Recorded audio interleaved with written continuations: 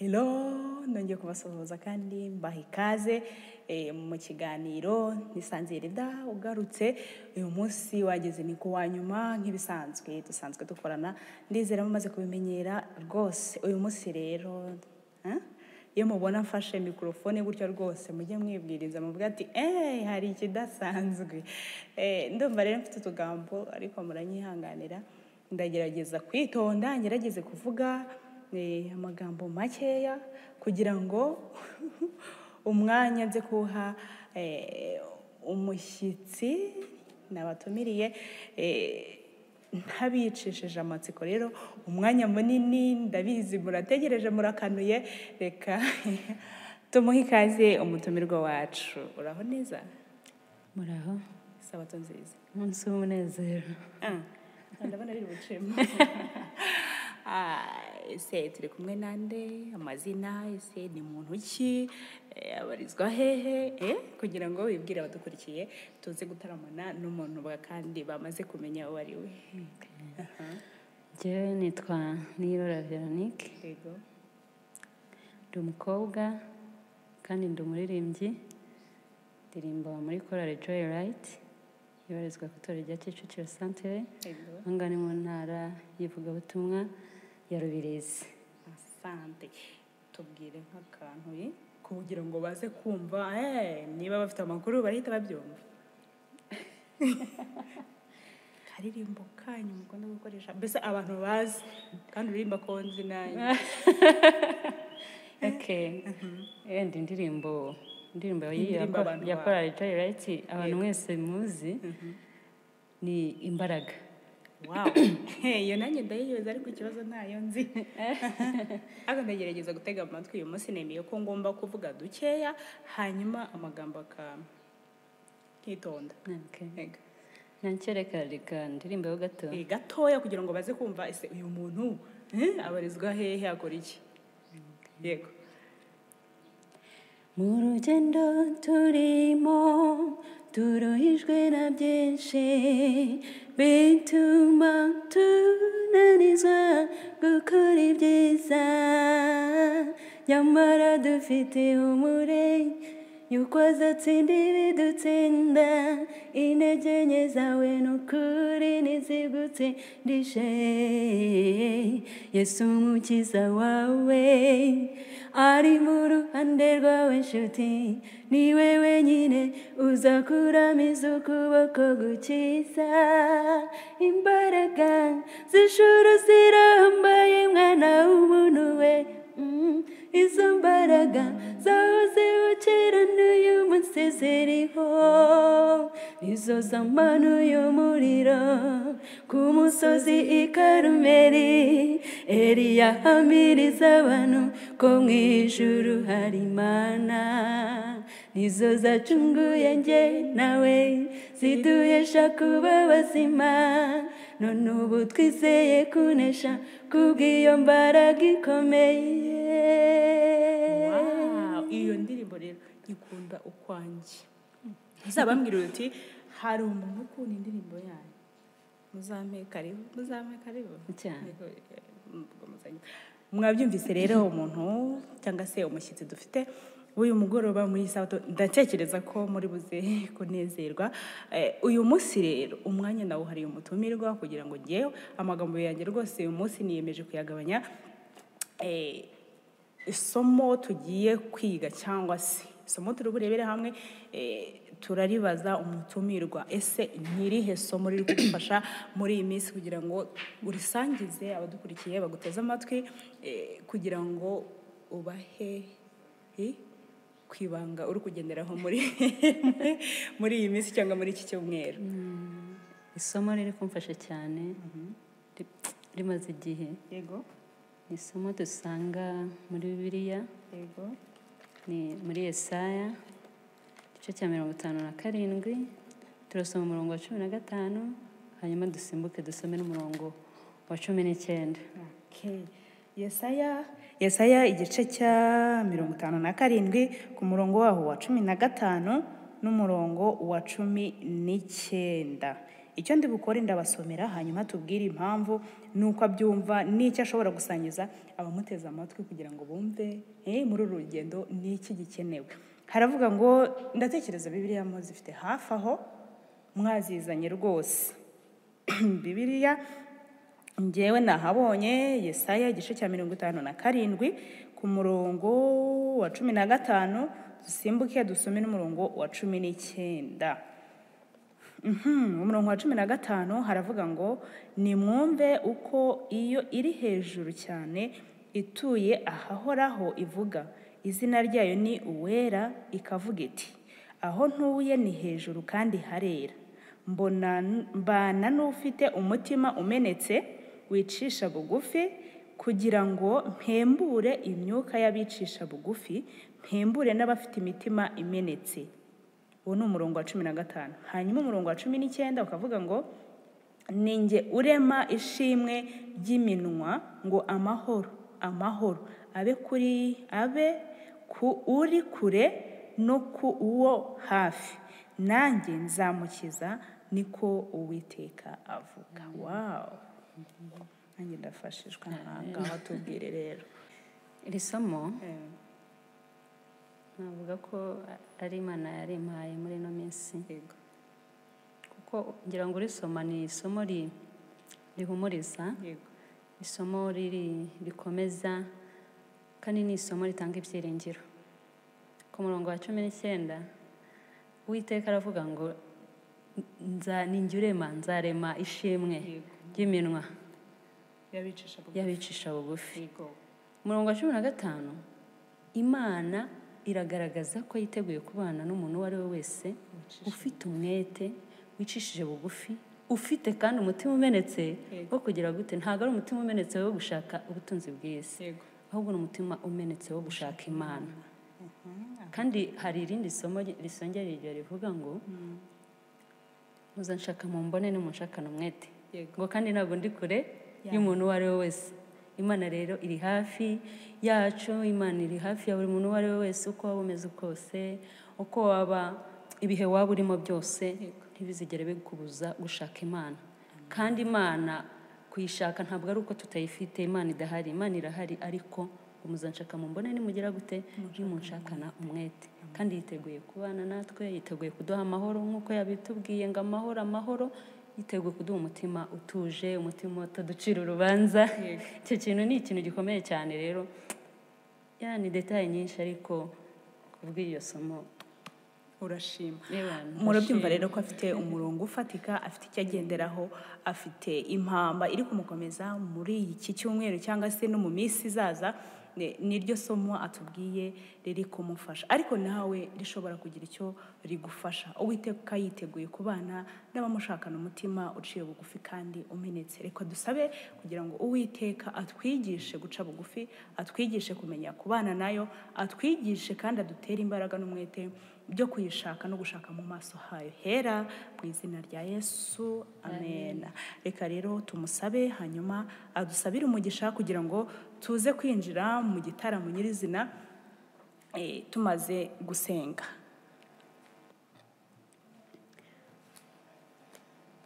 Data mwiza, Imana ikomeye, Imana ikiranuka, uhoraho umuremyi wa byose, mu bitangaje igitangaza gihari nuko natwe mu biremwa byawe turimo, turabigushimiye. Tweretse neza ko igihe tuzaza imbere yawe, cyangwa igihe dufite umutima uciye bugufi, tuzakubona. Turinginze cyane kugira ngo tukubone, twigaragariza mu mibereho yacu, kandi mwama y'amahoro wasezeranyije guha abicishije bugufi. Wongeyeho ikindi uravuga uti abari hafi n'abari kure nta n'umwe wigeze uheza. Turinginze kugira ngo tuyabone mu mibereho yacu. Yesu Kristo atubere umwambaro wo gukiranuka, kandi muri uru rugendo utwambika imbaraga yo gutsinda, mu izina rya Yesu, amen. Arakoze cyane, arakoze kuduhesha umugisha ndetse no kutwinjiza muri gahunda nziza y'igitaramo, kuko cyane cyane ko ariyo gahunda tuba twinjiyemo nyuma yo kumva ijambo ry'Imana cyangwa se umurongo wo muri Bibiliya, dufata umwanya tugatarama. Ariko mbere yuko twinjira mu gitaramo, hari akabazo mfite ko kumubaza k'amatsiko. kutangiye kwiseka se mbura karoroshye. Narindi kuba ese impano yo kuririmba uyikomora kuri inde?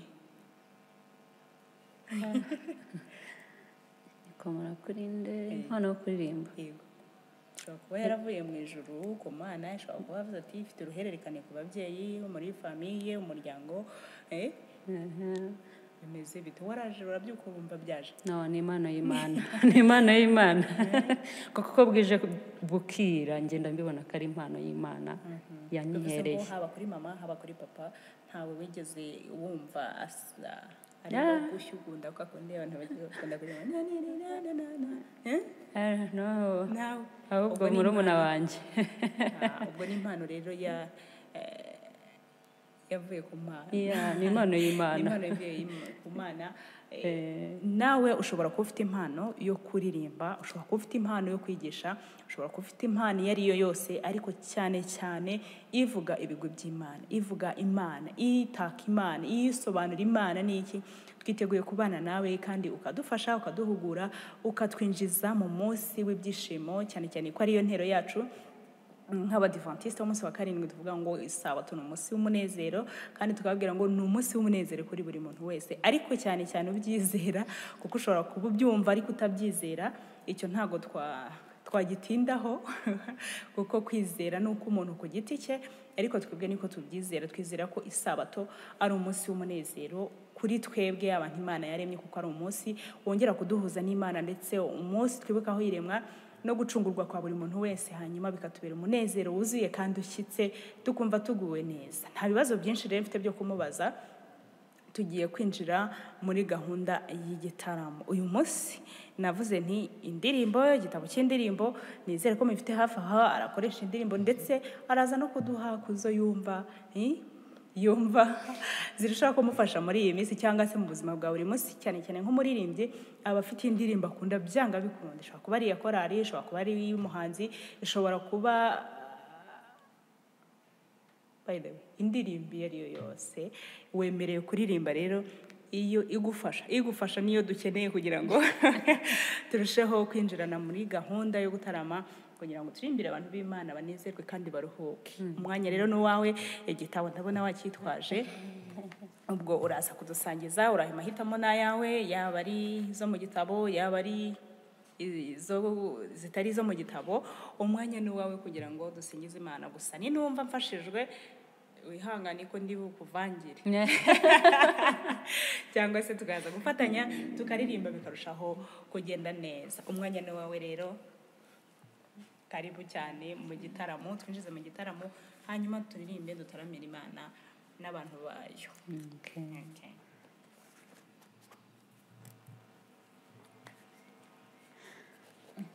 Ndabona yarambuye ku indirimbo y'191. Ngize amahirwe nanjye ndayikunda.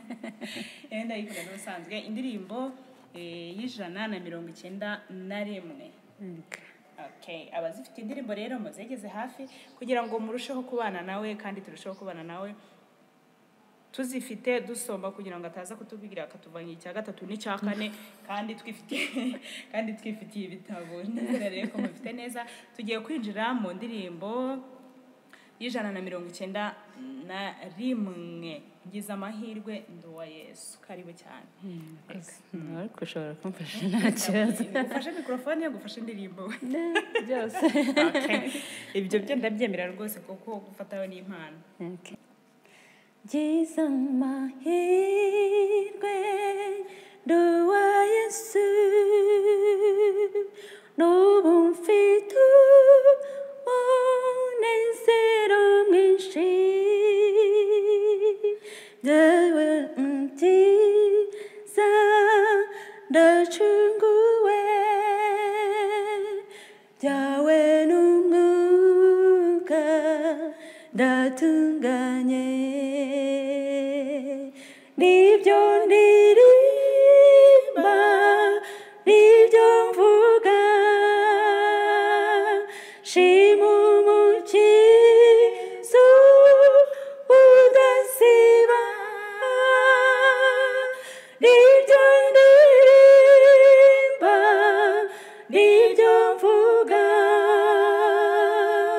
shimumukizu udasiba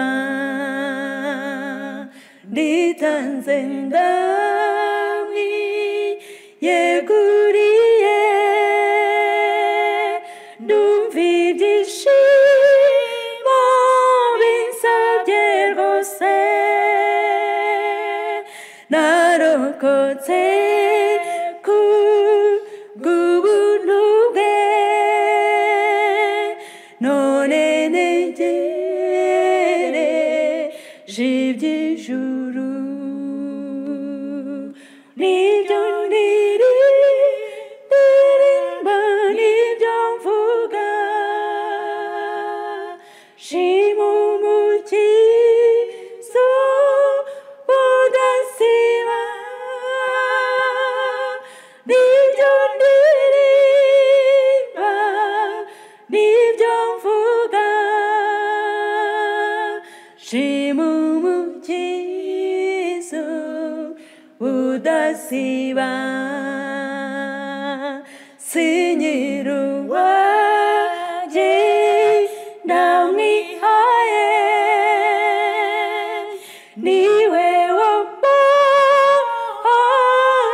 arambatura mbe maso nsenge ntegereze maze ubuntu bwe bunyuzure nibyo ndirimba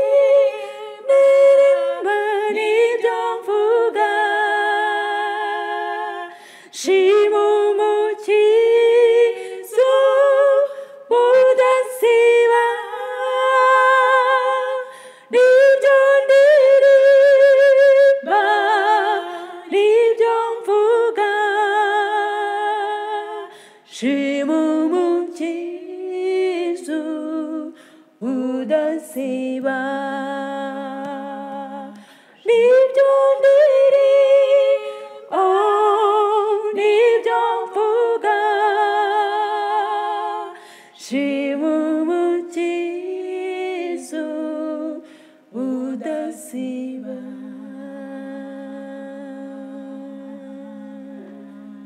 wow indirimbo nziza cyane kandi nkunda ubwo nimwumva na hari ikintu gishobora kuvamo muzame karibu nziza twirimbanire muri korali oya ni karibu rwose ni karibu cyane indi ndirimbo rero nayo iri kumfasha cyane indirimbo y'121 nifasha nsange nyine bavuga ngo nzasingiza urukundo rwa Yesu nzasingiza urukundo rwa Yesu ni indirimbo y'121 ndizere mwahageze rero munsi mfite amagambo make cyane nemeye guha umutumirwa umwanya n'ijambo ngatiririmba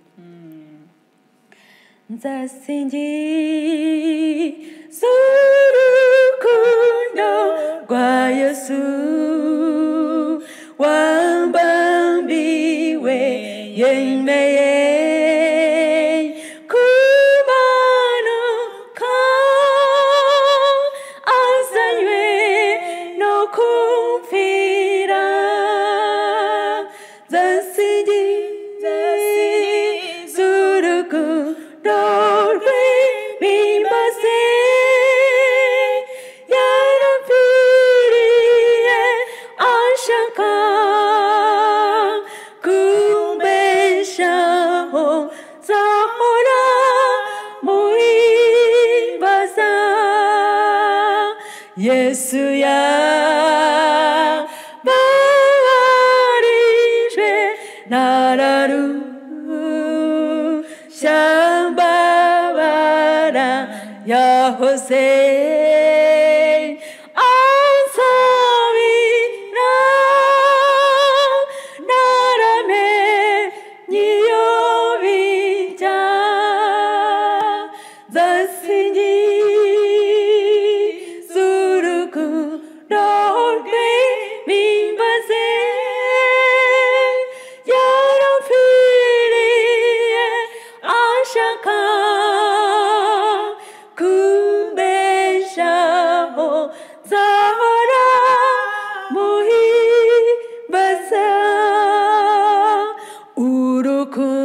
urukundo rw'Imana mbega ngo ruranyiza ibyaha byanjye byose bikantabururwaho zasingiza urukundo rwe bimbaze yarapfiriye ashaka kumbeshaho nzahora muhimbaza ntakiza nakoreye umwami wankunzacyo none maze kwemezwa mwami nguhaye byose zasingiza urukundo rwe bimbaze yarapfiriye ashaka kumbeshaho nzahora muhimbaza.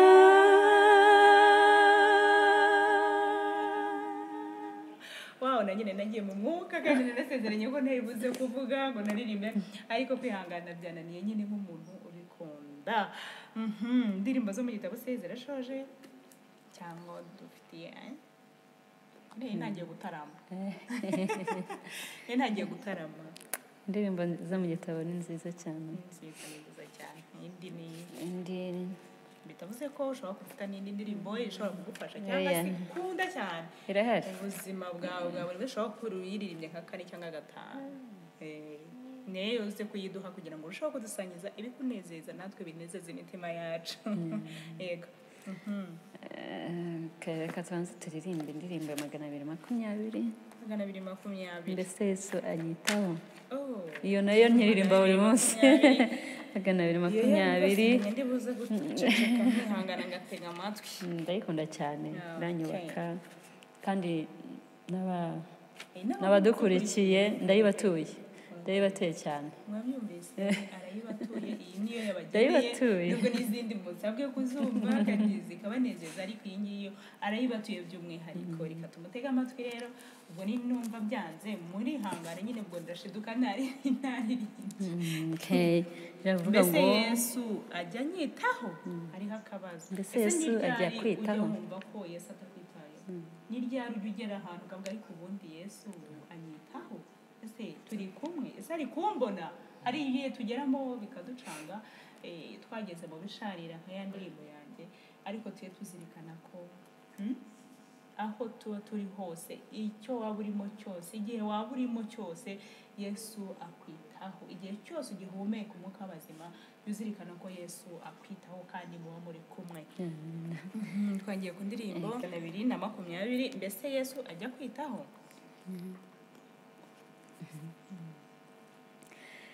Mbese Yesu ajya nyitaho mu byago no mu mahoro, mu mibabaro no mu miruho no mu rugendo rurushya anyitaho arandinda mu mibabaro yanje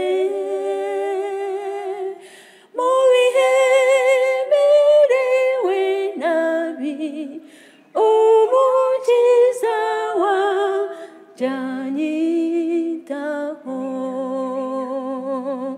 Mbese Yesu ajya anyitaho iyo ngenda mu mwijima niyo abagungose beseye samba bugufi anyitaho arandinda mu mibabaro yanjye mu bihe merewe nabi umukiza wanjye anyitaho mbese Yesu ajya anyitaho iyo nguye mu bishuko iyo mbabaye niyo mbogoza mbese Yesu arantabara anyitaho arandinda mu mibabaro yanjye mu bihe merewe nabi umukiza wanjye anyitaho mbese Yesu ajya anyitaho iyo nsezeye ku nshuti iyo mbabazwa simumurizwe mbese Yesu ababireba anyitaho arandinda mu mibabaro yanjye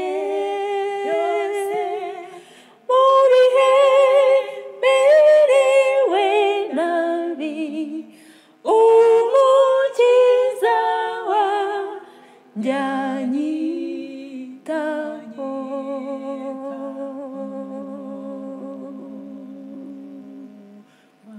mbega indirimbo ese Yesu akwitaho ni ukuri reka muhumurize kandi nkubwire ngo uko waba umeze kose uko waba uri kose ibihe urimo muri uyu mwanya cyangwa muri uyu mugoroba ushobora kuba urwaye ushobora kuba wagize ibyago ushobora kuba wapfushije ushobora kuba wabuze ipfo na ruguru ushobora kuba uri imfubyi udafite uwuririra ariko zirikana ko Imana data wa twese ari se w'imfubyi ndetse akaba umugabo ku bapfakazi twese akatwunganira reka tuzirikane ibyo twibuke ko Yesu atwitaho niwe uduhoza amarira niwe utuma dutambuka muri ibi bihe byose tuba turi gucamo aba ari kumwe natwe rero ntajya bakura zirikana icyo ukirarane ugisinzirane no mu nzozi no mu bitotsi uba umeze nk'uwapfuye Yesu aba ari kumwe natwe ibyizera rero ukazamura kwizera ukabigeza ku gipimo kandi gikwiriye umutumirwa wacu rero ndizera ko mwanezerewe kandi mwagowe neza hanyuma agiye kutugezaho ka karirimbo kajya kamufasha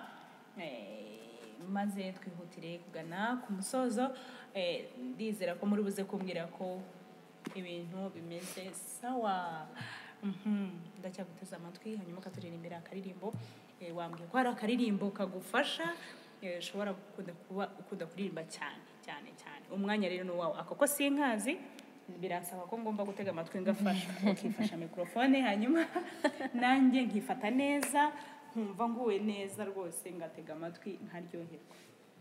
Okay, urakoze. Njye sindi umuhanzi ku giti cyanjye. Nta kibazo ushobora kuba ari umuhanzi ushobora kuba ari iya korari ariko icyo twabonye ni ukuri umuririmbyi. Indirimbo rero ngiye kubaririmbira cyangwa se ngiye kuririmbira Imana mukumviraho indirimbo yo gushima Imana ni iya korari Joy Light kuko ari wo muryango wanjye ariko ariyo nkoresha kandi ubuzampe karibu uzababwire bampe karibu hanyuma nze utaramana ni nta kibazo yego indirimbo nshyashya abantu bashaka kuba batayizi bayizi kuri stage ariko ni indirimbo ivuga ngo umutima wanjye himbaza Imana. Ngomba guhora tunezerewe reka kandirimbe rero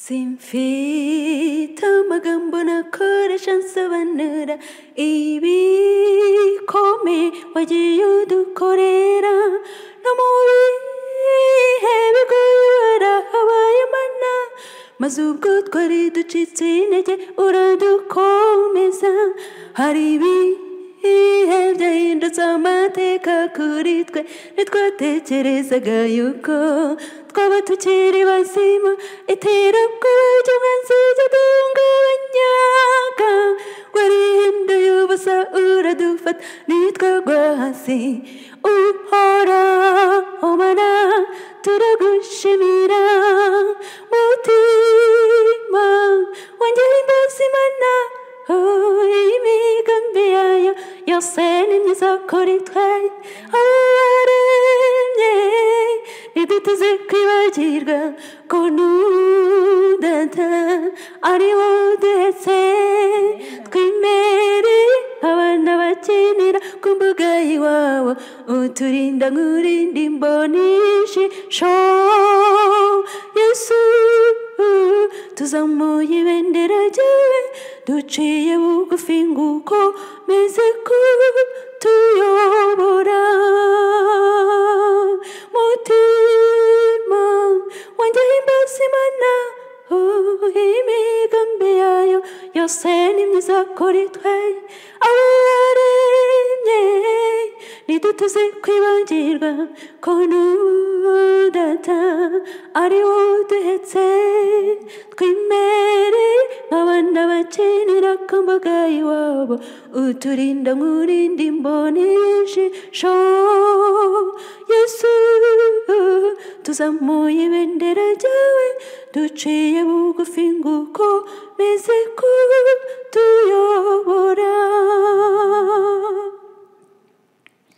nta cyiza na kimwe ntabonye mu mucunguzi mu ijwi ry'icyangare ryuje urukundo n'amahirwe y'abaruta kubana nawe iyo umwanzi twibasiye uwo mukiza aratabara isi ijuru bitegekwa n'ububasha bwe nubwo kenshi twihugiraho twahiranywe n'agahinda araduhamagara ati bana bageni muze mwishimire ijambo ryanjye niryo rufatiro rwa byose kuko nta nshuti ihwanye na Yesu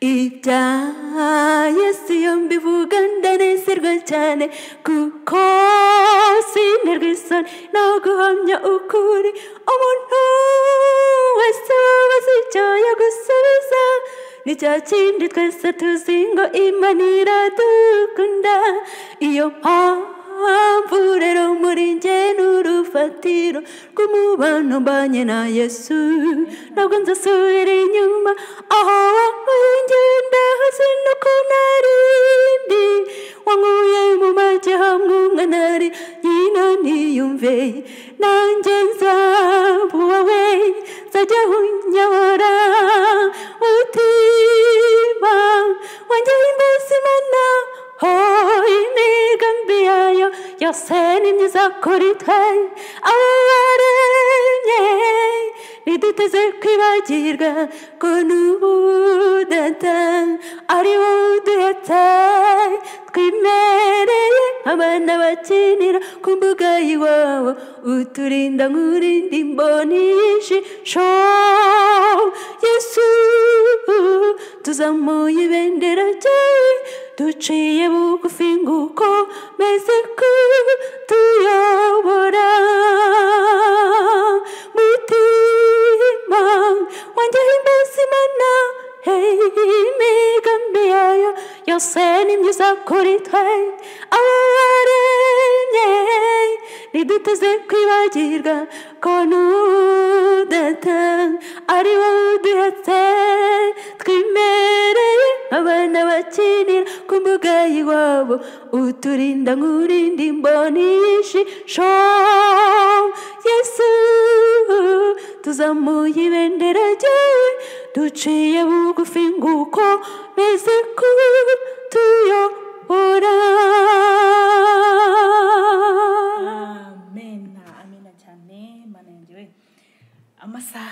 mabi, amasaha ni mabi, umwanya ni mutoya, ariko Imana iguha umugisha. Mwabyumvisha ko afite impano itangaje yo kuririmba, impano nkunda cyane. Nizeye ko n'ikindi gihe tuzagukenera uzatwitaba. Ndizera rero ko mwagize ibihe byiza kandi mwaryohewe, muraza kuryoherwa ndabizi. Rero mwakoze kubana nanjye, mwakoze kuduha umwanya wanyu, mwakoze kudutega amatwi, mukemera ko tuganira. Biranezeza rero kandi bikanyubaka ndetse bikantira n'imbaraga zo gukomeza gukora. Mwari kumwe nanjye rero Sanze Eleda nk'uko bisanzwe, naho ku wa nyuma w'isabato itaha mukomeze kugira isabato nziza. Bye bye.